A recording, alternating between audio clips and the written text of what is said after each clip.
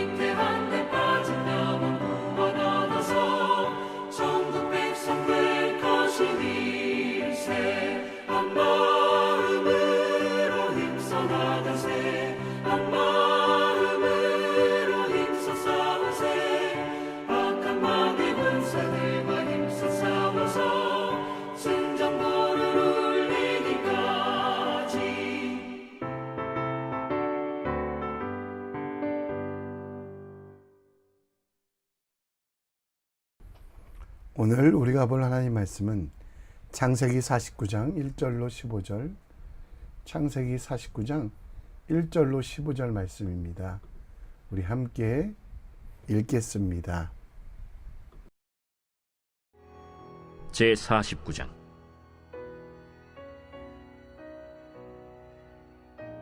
야곱이 그 아들들을 불러 이르되 너희는 모이라. 너희가 후일에 당할 일을 내가 너희에게 이르리라. 너희는 모여 들으라. 야곱의 아들들아, 너희 아버지 이스라엘에게 들을지어다. 르우벤아, 너는 내 장자요, 내 능력이요, 내 기력의 시작이라. 위풍이 월등하고 권능이 탁월하다마는 물이 끓음 같았은즉 너는 탁월하지 못하리니, 내가 아버지의 침상에 올라 더럽혔음이로다. 그가 내 침상에 올랐었도다. 시므온과 레위는 형제여, 그들의 칼은 폭력의 도구로다. 네호나 그들의 모의에 상관하지 말지어다. 내 영광아, 그들의 집회에 참여하지 말지어다. 그들의 분노대로 사람을 죽이고 그들의 혈기대로 소의 발목 힘줄을 끊었음이로다. 그 노여움이 혹독하니 저주를 받을 것이요, 분기가 맹렬하니 저주를 받을 것이라. 내가 그들을 야곱 중에서 나누며 이스라엘 중에서 흩으리로다. 유다야, 너는 내 형제의 찬송이 될지라. 내 손이 내 원수의 목을 잡을 것이요, 내 아버지의 아들들이 내 앞에 절하리로다. 유다는 사자 새끼로다. 내 아들아, 너는 움킨 것을 찢고 올라갔도다. 그가 엎드리고 웅크림이 수사자 같고 암사자 같으니 누가 그를 범할 수 있으리야. 규가 유다를 떠나지 아니하며 통치자의 지팡이가 그 발 사이에서 떠나지 아니하기를 실로가 오시기까지 이르리니 그에게 모든 백성이 복종하리로다. 그의 나귀를 포도나무에 매며 그의 암나귀 새끼를 아름다운 포도나무에 맬 것이며, 또 그 옷을 포도주에 빨며 그의 복장을 포도즙에 빨리로다. 그의 눈은 포도주로 인하여 붉겠고 그의 일은 우유로 말미암아 희리로다. 스불론은 해변에 거주하리니 그곳은 뱀에는 해변이라. 그의 경계가 시돈까지리로다. 이사갈은 양의 우리 사이에 꿇어 앉은 건장한 나귀로다. 그는 쉴 곳을 보고 좋게 여기며 토지를 보고 아름답게 여기고 어깨를 내려 짐을 메고 앞제 아래에서 섬기리로다. 아멘. 중국의 명장이었던 왕언장은 호랑이는 죽어서 가죽을 남기고 사람은 죽어서 이름을 남긴다라는 말을 합니다. 전쟁터에서 후당 군대에 패배하여 포로로 잡힌 왕언장은 적군의 왕이 그의 용맹함을 아끼고 그 밑에 들어오면 높은 벼슬을 주겠다라고 합니다. 하지만 왕언장은 한 나라의 장수로 어찌 두 임금을 섬길 수 있냐라고 말하며 바로 이 말, 표사유피 인사유명이라는 말을 남깁니다. 모든 사람들에게 이름에 따라 남는 일들. 호랑이가 죽어서 가죽을 남기듯 우리는 지금 이 땅에서 무엇을 남기고 있습니까? 창세기 49장 1절부터 15절은 임종을 앞둔 야곱이 12아들을 불러 모으고 그들의 후일에 당할 일들을 하나님께 받아 말하는 내용이 들어 있습니다.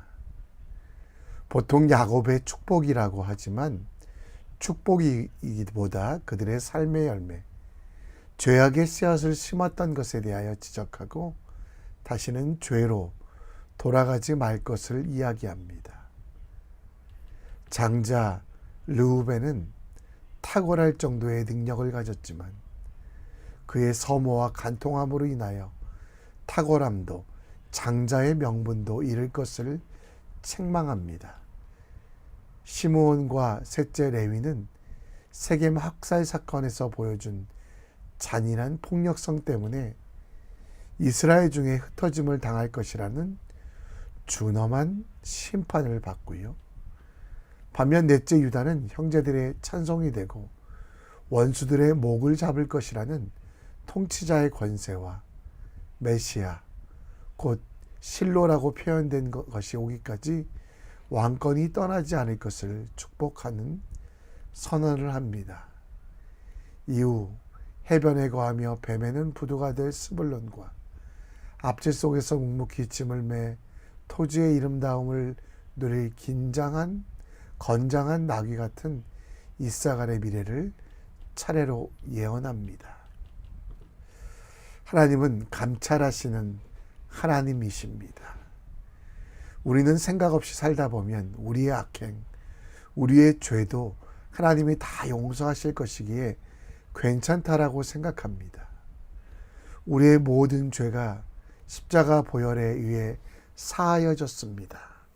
내가 지을 죄까지. 그러나 구원과는 상관없지만 우리의 변화된 신분으로 말미암아 이제는 죄의 씨앗을, 악의 새싹을 만들지 말아야만 합니다. 오늘 야곱의 예언을 통하여 항상 깨어 기도하고 감찰하시는 하나님 앞에 부끄러움 없는 삶을 위하여 어떻게 살 것인가를 함께 생각해 보겠습니다. 야곱 곧 이스라엘은 아들들과 요셉의 아들들을 불러 유언을 합니다. 그런데 그 유언의 내용은 1절에 보면 후일에 당할 일을 말씀해 준다고 합니다. 이는 하나님께서 야곱에게 주신 말씀이며 그 말씀을 대언하며 그 아들 자손들에게 행동과 그 결과라고 이야기합니다. 그리고 2절 말씀에 보면 들으라 라고 되어 있는데요. 이는 단지 듣기만 하라는 말씀이 아니라 순종하라라는 뜻입니다. 그래서 그들을 한 명 한 명 부르며 그들이 심었던 악의 씨앗들, 그것들을 다시는 심지 말라라고 이야기합니다. 먼저 3절에는 르우벤의 능력에 대하여 칭찬합니다. 그는 기력의 시작, 곧 장자의 복을 가진 사람이라고 이야기하고 그에 합당한 위풍이 월등하고 권능이 탁월하다라고 이야기합니다. 그런데 4절에 보면 그의 잘못이 있었는데요. 물의 끈임 같았고 힘이 있었지만 그 힘보다 그의 죄가 크다라고 이야기합니다. 그 죄가 무엇일까요? 창세기 35장 22절에 보면 이스라엘이 그 땅에 거주할 때 르우벤이 그의 아버지 첩 비라와 동침하였다고 합니다. 이러한 죄에 대하여 감찰하신 하나님께서는 반드시 갚으시겠다라고 말씀하십니다. 이는 복수의 차원 혹은 학대의 차원이 아니라 르우벤이 다시는 이 죄로 돌아가지 않기 위하여 하시는 말씀입니다. 모세를 통하여 정리된 말씀에 보면 르우벤의 죄는 죽을 수밖에 없는 사형죄에 해당됩니다. 르우벤은 아버지의 침상에 올랐다라고 하며 그리고 탁월하지 못했다라고 이야기합니다. 그 결과가 무엇일까요? 능력과 힘은 끊어지고 또 주신 은혜를 다 누리지 못할 것이라고 이야기합니다. 5절부터는 시몬과 레위 형제에 대해 이야기하는데요. 그들의 칼은 폭력이요 도구라고 합니다. 6절에 그들은 모의에 상관하지 말라고 형제들에게 이야기하고 있고요. 그 죄는 분노로 사람을 죽이고 그 혈기대로 소의 발목에 힘줄을 끊었음입니다라고 하는데요. 세겜과 그의 가족들 모두를 학살한 일들을 이야기합니다. 7절에 그들은 노여움이 혹독하니 저주를 받을 것이요 분기가 맹렬하여 저주를 받게 될 것이고 야곱 중에 나뉘어 이스라엘 중에 흩을 것이다. 그들이 레위 사람들이 시몬 사람들이 나중에 땅을 분배받은 이후에도 자기 땅을 갖지 못하고 유다 지파의 땅 속에 있거나 각 지파들 속에 흩어져 있는 일들의 이유는 바로 그들이 폭력적으로 그들의 기분과 그들의 감정을 삶에 적용했기 때문입니다. 르우벤과 시몬은 기분이 태도가 되고 분노가 삶의 이유가 되었던 사람들입니다. 하지 말아야 할 일도 자신의 기분에 따라 자신이 원하는 대로 행했던 르우벤, 그는 자신이 가졌던 모든 장점을 놓쳤습니다. 온유와 평안이 아니라 시몬과 레위는 그 동생이 세겜에게 성폭행을 당한 이후에 복수하게 되는데요. 눈에는 눈, 이에는 이를 넘어서 그 가족들 모두를 죽이는 참혹한 일을 하기에 그 결과는 그들이 땅을 차지하지 못하고 흩어져 살게 될 것을 이야기합니다. 오늘 우리는 무엇으로 우리 삶을 통제하고 있습니까? 또 무엇을 심고 있습니까? 르우벤처럼 기분이 태도가 되고 감정에 따라 일상을 처리하고 있습니까? 아니면 감사와 은혜로 말미암아 우리 삶이 감정과 기분에 따라 좌우되지 아니하도록 기도하며 살아가고 있습니까? 복수의 마음, 분노가 우리를 이끌어가기 위하여 행복을 빼앗기고 하나님이 주시는 사명을 잊고 다른 이들을 무시하며 멸시하며 살아가고 있습니까? 자기 육체를 심는 자는 육체로부터 썩어질 것이고 성령을 위하여 심는 자는 성령으로부터 영생을 거둘 것이라고 이야기합니다. 그렇기 때문에 기분으로 살지 마십시오. 감정이 내 이유가 되게 하지 마십시오. 분노와 폭력을 심지 마시고요. 분노할 땐 잠시 쉬고 말하고 행동하십시오. 분노와 기분이 나의 태도가 되지 않도록 감사를 심고 은혜를 뿌립시다. 하나님께서 나를 살려주신 것에 대하여 감사하며 찬양하는 삶이 우리 속에 필요합니다. 본문 8절부터 보면 유대아에 대한 예언이 나오는데요. 유다의 이름의 뜻은 찬송입니다. 유다는 그 형제들에게 찬송받을 것이라고 이야기하며 유다의 후손 중에 원수의 목을 잡을 이들이 나오고 내 아버지와 아들들이 그들 앞에서 절할 것을 이야기합니다. 9절에 유다는 사자새끼라고 말하는데요. 전통적으로 다윗을 사자로 표현하는데 유다의 자손에게 다윗이 나올 것을 예언하고 있습니다. 10절에는 귀가 유다를 떠나지 아니한다라고 말하는데 여기서 귀는요, 통치자의 지팡이 혹은 왕들이 가지고 있었던 지휘봉을 말합니다. 그리고 유다의 자손 중에는 생수를 주실 분, 예수님께서 오실 것을 이야기하며 그를 통하여 많은 사람들이 생명을 얻을 것을 이야기합니다. 유다는 그 형제의 찬송이 되며 유다의 후손 다윗, 곧 사자 같은 이가 나올 것이고 또 창세기 3장 15절 말씀처럼 여자의 후손 중에 유다의 가족 중에 원수의 머리를 상하게 할 이가 존재할 것을 예언하고 있는데요. 통치자의 지팡이를 가지고 이 모든 일을 할 수 있는 유다. 유다의 삶은 어땠을까요? 유다는 가진 것이 아무것도 없었습니다. 레아에게서 태어난 야곱의 넷째 아들이었지만 그는 가나안 사람 수아의 딸과 결혼하여 하나님께서 주시는 부정한 이와 결혼하는 잘못을 합니다. 아내와 아들들이 죽자 다말과 동침하여 근친상간하게 되고요. 그리고 아들을 낳았지만 그는 부정한 곳에서 그 아들들을 낳았습니다. 혈통상 다윗과 메시아로 이어지는 왕권을 받기에는 어떤 능력도 없었던, 그럼에도 불구하고 그는 하나님께서 주신 왕권을 누릴 것이라고 예언하고 있습니다.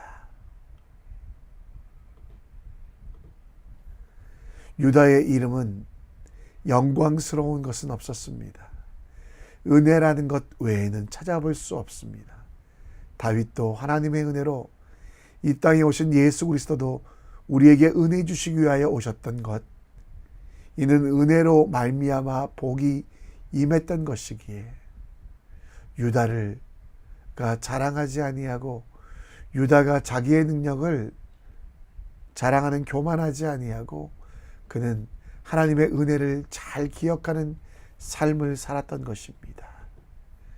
우리가 능력이 있어서 구원받은 것이 아닙니다. 오직 하나님께서 우리 가운데 은혜를 주셨기 때문입니다. 값없이 의롭다 하심을 입은 우리들, 아무런 가치가 없는 우리를 어떤 대가도 받지 아니하고 하나님께서 복음의 씨앗을, 십자가에 그 씨앗을 뿌리셨기 때문에 우리가 열매 맺게 되었다는 것. 그 열매는 생명입니다. 그 열매는 하나님의 자녀의 됨입니다. 나를 자랑하는 교만이 아니라 은혜의 사람임을 기억합시다. 또 부족하여 버려질 수 없는 사람, 은혜의 사람은 하나님께서 거저 주신 은혜로 살아가기에 우리 스스로를 부정하고 버리지 말아야만 합니다. 오직 하나님의 은혜와 사랑으로 말미암아 살아가는 믿음의 사람 되길, 믿음의 일들 감당하는 주님의 역사를 이뤄가는 하나님의 사람 되길 우리 함께 기도합시다. 이 시간 우리 함께 찬양하며 오늘 말씀을 다시 한번 묵상합니다. 천국에서 해같이 빛나는 우리가 뿌린 씨앗이 아니라 하나님의 은혜입니다. 함께 찬양합니다.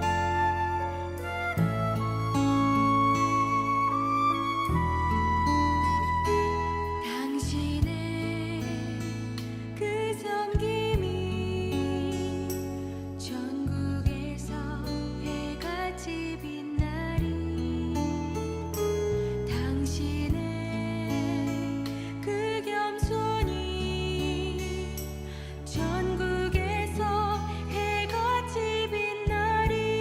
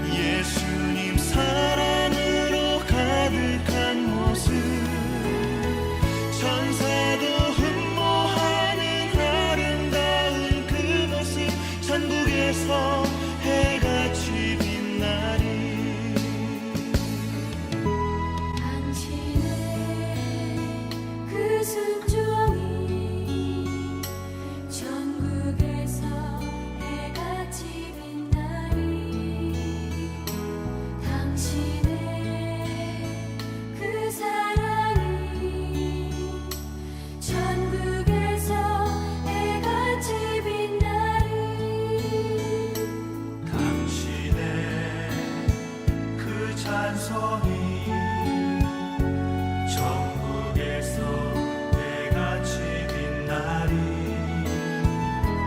당신의 그 헌신이 천국에서 해같이 빛나리. 주님이 기억하시면 족하리. 불타는 사명으로 가득 찬 모습, 천사도 흠모하는 아름다운 그 모습, 천국에서 해같이 빛나리. 천사도 흠모하는 아름다운 그 모습, 천국에서 해같이 빛나리.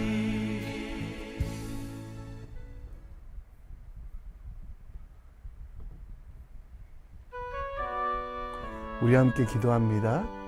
오늘도 기분이 태도가 되고 감정이 삶의 중심이 되고 분노가 내 삶의 이유가 되지 아니하도록, 기분이 태도가 아니라 말씀이 삶의 태도가 되고 감정에 따라 살지 않고 진리에 따라 살아가며 분노가 내 삶을 망치지 아니하도록 함께 기도해 주셨으면 좋겠습니다.